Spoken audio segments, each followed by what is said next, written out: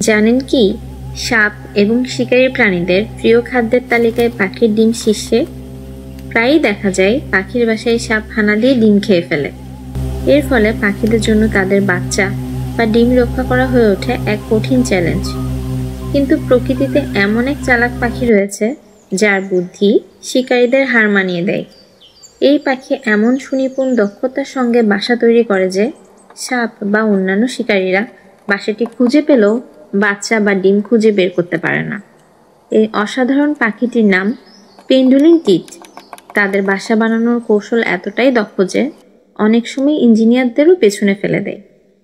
পেন্ডুলিন টিটের তৈরি ঝুলন্ত বাসা, লুকানো প্রবেশপথ এবং নরম উপকরণের ব্যবহার সবই তাদের বাচ্চা ও ডিমকে শিকারীদের হাত থেকে রক্ষা করে।